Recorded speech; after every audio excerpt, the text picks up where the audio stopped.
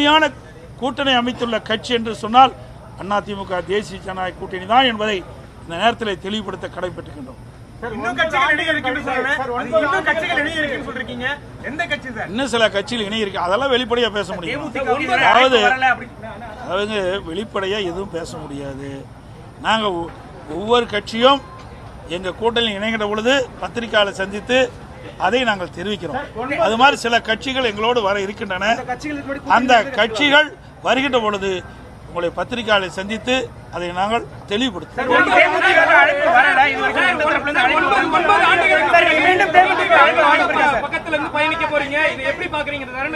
இதை கேள்வி கேட்கறது தான் எங்களுக்கு தெரியும்.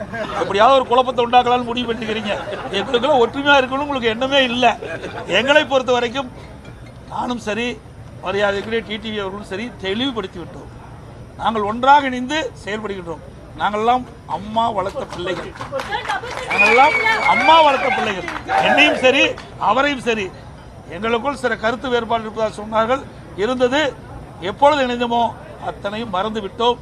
இனி எங்களுக்கு மாண்புமிகு அம்மா அவள் விட்டு சென்ற பணியை தொடர வேண்டும் என்பதுதான் எங்களுடைய நிலைப்பாடு, அவருடைய நிலைப்பாடு.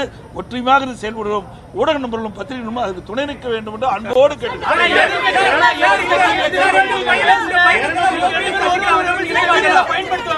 தேவையில்லா குழப்பத்தை வேண்டாங்க. நல்ல கேள்வி கேளுங்க. ஏதாவது ஒரு குழப்பத்தை பார்க்கலாம். ஒரு நல்ல கேள்வி கேளுங்க. பிரதமர் வந்திருக்காரு, இப்படி வந்து எங்களுடைய கூட்டணி வெற்றி பெற்று ஆட்சி அமைக்கின்ற பொழுது மத்தியில் நிறைய திட்டங்களை கொண்டாடுறோம்னு கேளுங்க, அருமையா இருக்கும். அதோட இன்றைக்கு ஊழல் நிறைந்த ஆட்சி அகற்றப்பட வேண்டும் என்பதுதான் எங்களுடைய நோக்கம். இன்றைக்கு தமிழகத்தில் பார்த்தீங்கன்னா குடும்ப ஆட்சிக்கு முடிவு கட்ட வேணும், வாரிசு அளவுக்கு முடிவு கட்ட வேணும். ஊழல் நிறைந்த ஆட்சி, இந்த ஆட்சிக்கு முடிவு கட்ட வேண்டும் என்ற அடிப்படையில் ஒத்த கருத்துடைய கட்சிகள் எல்லாம் ஒன்றாக இணைந்து இன்றைக்கு பயணித்துட்டு இருக்கிறோம். நிச்சயமாக இந்த தேர்தலில் அதிக இடங்களில் வெற்றி பெறுவோம். ஆமா, நிச்சயமா 210 இடங்களில் கூடுதலா இருந்தாலும் குறையாது. ஏன்னா இன்னைக்கு மக்கள் இந்த ஆட்சி வெறுத்துட்டாங்க. மக்கள் ஒரு ஆட்சி நடைபெற்றுக் கொண்டிருக்கிறது. தினந்தோறும் போராட்டம் நடக்காத நாளே இல்லை. எல்லா தொலைக்காட்சியில் நீங்க தானே காட்டிட்டு இருக்கிறீங்க.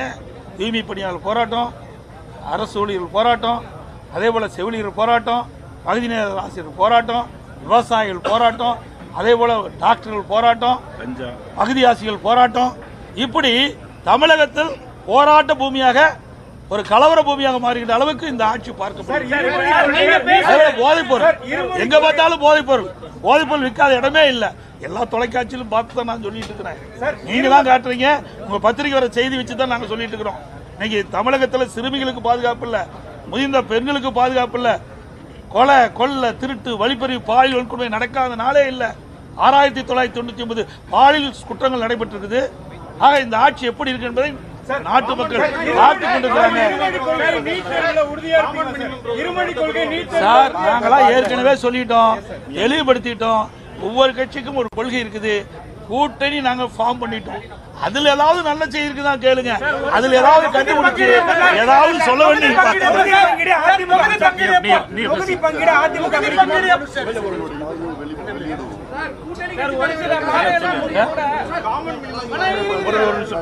இது எல்லாமே விரைவில் உங்களுக்கு அவ்வப்போது செய்தி கொடுத்துட்டே இருக்கும். இப்போ ஆரம்பம் இன்றைக்கு தான் பாரத பிரதமர் வந்து முதற்கட்டமாக இந்த மாநாட்டு பொதுக்கூட்டம் மாநாட்டில் அழகா அற்புதமா பேசிட்டு சென்றிருக்காரு.